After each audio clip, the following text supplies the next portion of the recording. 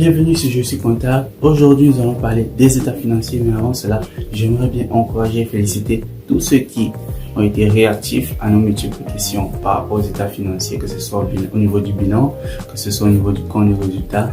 Merci, la participation compte. Alors ne quittez pas, dans la suite de la vidéo, je vais vous présenter les différents états financiers et nous allons aussi revoir ensemble le cycle comptable pour pouvoir savoir comment partir des pièces comptables jusqu'aux états financiers.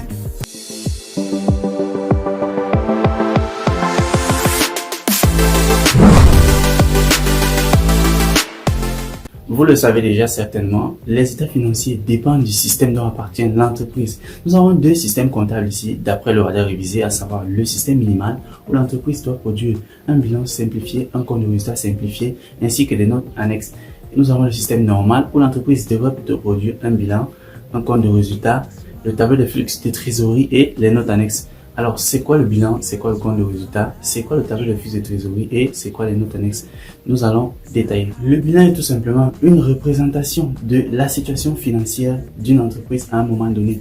Il retrace l'ensemble des biens et des dettes que possède une entreprise. C'est cet ensemble de biens et dettes qui constitue le patrimoine de l'entreprise à un moment donné. Schématiquement, le bilan est constitué des actifs eux-mêmes qui sont composés des immobilisations, qui sont des biens durables dans l'entreprise à plus d'un an, des stocks et en cours, des créances et autres valeurs réalisables et enfin des disponibilités. Par disponibilité, on entend ici l'argent liquide en banque ou en caisse. Étant donné que l'actif recense l'ensemble des biens dont dispose l'entreprise, durable, moins durable et immédiat, le passif, lui, synthétise l'ensemble des ressources mobilisées dans l'entreprise pour pouvoir la financer, à savoir les capitaux propres, les dettes financières, le passif circulant, c'est-à-dire les dettes à moins d'un an, et la trésorerie passive, c'est-à-dire des dettes ponctuelles pour résoudre un problème précis de trésorerie pour l'entreprise, comme par exemple le découvert bancaire. Ce que vous devez savoir sur le bilan, c'est que le total actif doit être égal au total passif pour pouvoir répondre au principe de la partie de haut. C'est pourquoi au niveau du bilan, résultat égal ensemble des biens, c'est-à-dire total actif, moins total passif avant résultat lui-même.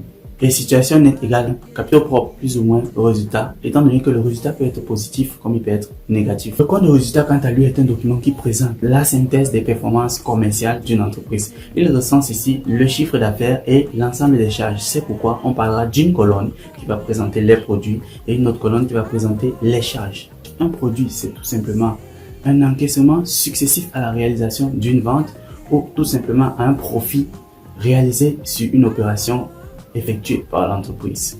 Une charge est une dépense ou un ensemble de dépenses de nature à influencer négativement, c'est-à-dire revoir à la baisse, le bénéfice de l'entreprise. Distinguons ici deux types de charges, à savoir celles qui entraînent des sorties de fonds et celles qui n'entraînent pas des sorties de fonds. Il existe bel et bien une nuance entre dépenses et charges. J'aimerais bien la clarifier ici.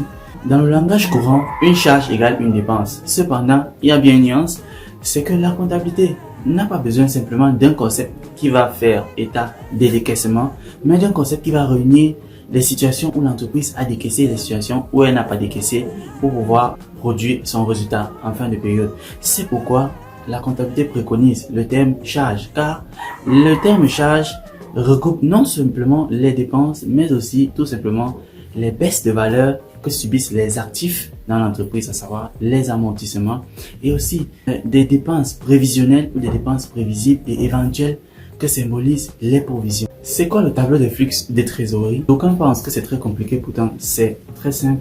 C'est un tableau qui retrace l'ensemble des mouvements qui ont affecté la trésorerie de l'entreprise. Quand je parle de trésorerie, je parle ici des disponibilités. Il permet tout simplement d'obtenir le montant de trésorerie généré par l'exploitation de l'entreprise, c'est-à-dire en vendant et en réalisant les charges de l'entreprise. Il permet d'obtenir ce montant. Il permet aussi d'obtenir le montant des investissements réalisés dans l'entreprise pendant un exercice donné. Il permet aussi de déterminer les flux de financement qui ont circulé dans l'entreprise pendant un exercice donné, à savoir les emprunts, l'augmentation des capitales, la rémunération par les dividendes.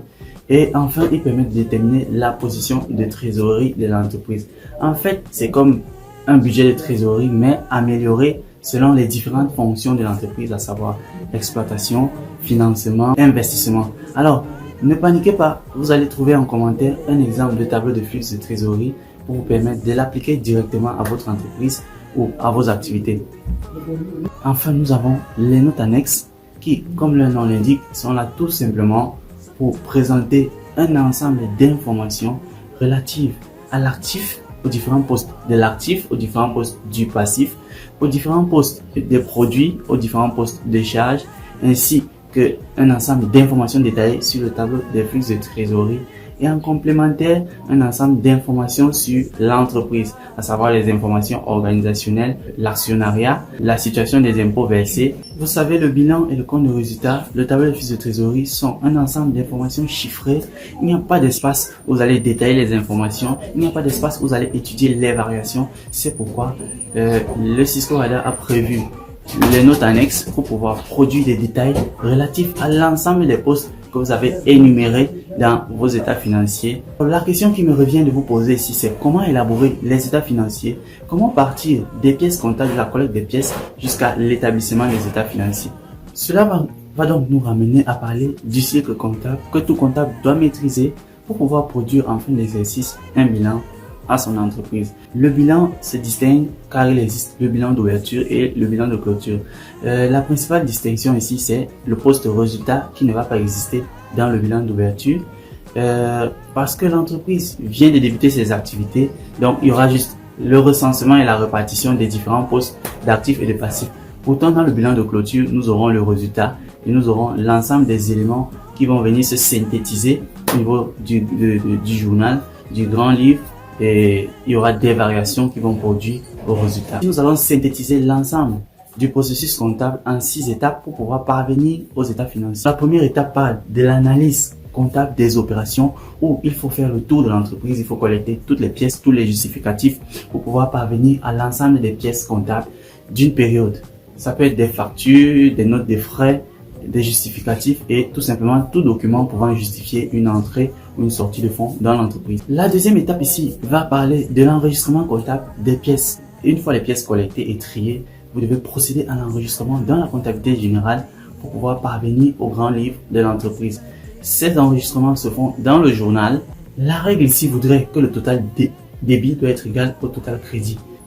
Pendant l'enregistrement des pièces comptables, sachez bien que chaque écriture que vous passez compte, c'est chaque écriture qui va vous permettre de pouvoir générer la balance générale des comptes et plus tard de pouvoir obtenir vos états financiers. Après avoir procédé à la comptabilisation des opérations, vient désormais l'étape de la génération de la balance avant correction, c'est-à-dire une balance qui prend tout simplement en compte les opérations effectuées au cours de la période. Cette balance-là va s'obtenir à partir du journal déjà traité.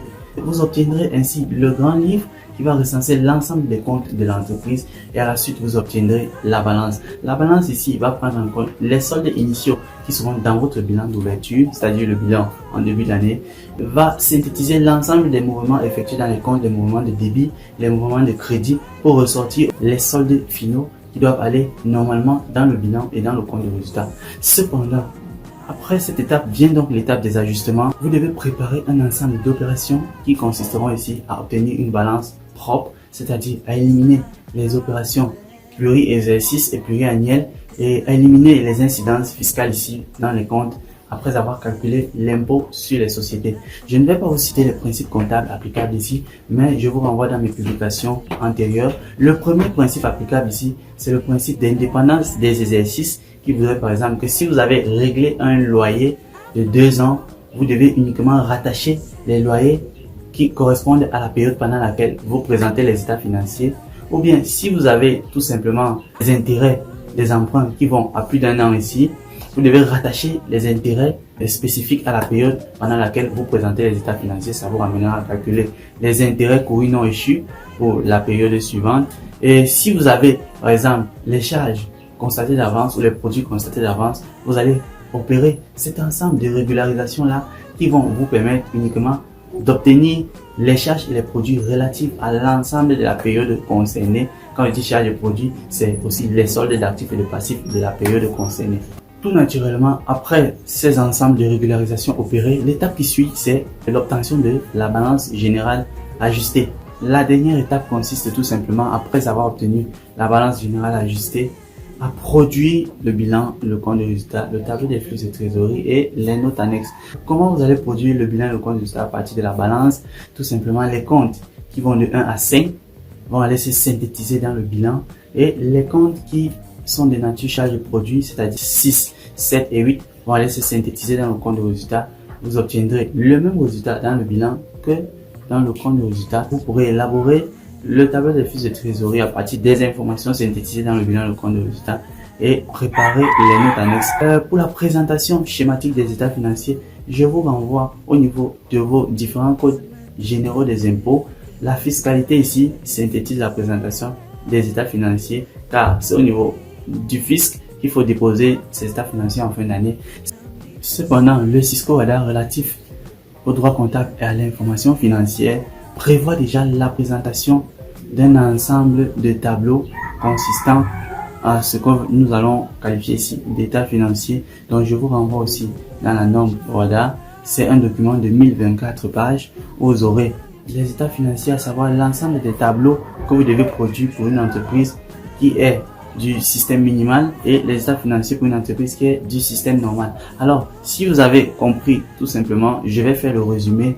La situation nous présente d'abord les pièces comptables et les justificatifs comptables, l'ensemble de ces pièces. Il faut les traiter, à savoir les trier premièrement, les valider, les imputer et les enregistrer en comptabilité générale. Après cela, vous obtiendrez le journal des opérations déjà traité. Il faut procéder à la vérification que ce journal respecte le principe de la partie double, c'est-à-dire l'ensemble des débits égal à l'ensemble des crédits. Après cela, vous pouvez procéder à la génération du grand livre qui sera tout simplement les soldes initiaux compensés avec les mouvements, et tout simplement vous pourrez calculer les soldes finaux, les soldes débiteurs et les soldes créditeurs. Cela vous permettra directement d'obtenir la balance non ajustée que bien après vous allez corriger avec les opérations et les travaux de fin d'exercice. Vous obtiendrez plus tard une balance générale ajustée. À partir de cette balance, vous allez générer le bilan et le grand livre par un transfert tout simple. Les comptes de 1 à 5 vont constituer le bilan et les comptes des classes 6, 7 et 8 vont constituer le compte de résultat. Après cela, vous pouvez procéder à l'ensemble des éléments qui vont entrer dans le tableau des flux de trésorerie. Je vais vous le présenter en commentaire et obtenir ce document précieux pour l'entreprise. Après cela, vous pourrez tout simplement recompléter les notes annexes selon le système fiscal ou selon la norme OHADA. J'espère que ce petit temps que vous avez mis à regarder la vidéo vous a été productif, que vous avez pu apprendre davantage ou remémorer tout simplement les connaissances acquises précédemment. Alors je vous dis à très bientôt dans une nouvelle vidéo. N'hésitez pas à réagir, restez actif à la page. La richesse la plus immense, c'est la connaissance, et il n'y a rien de plus magnifique, de plus beau que de la partager pour pouvoir apprendre de l'autre et pour permettre à l'autre d'apprendre de soi. Sur ce, je vous attends en commentaire. Ciao!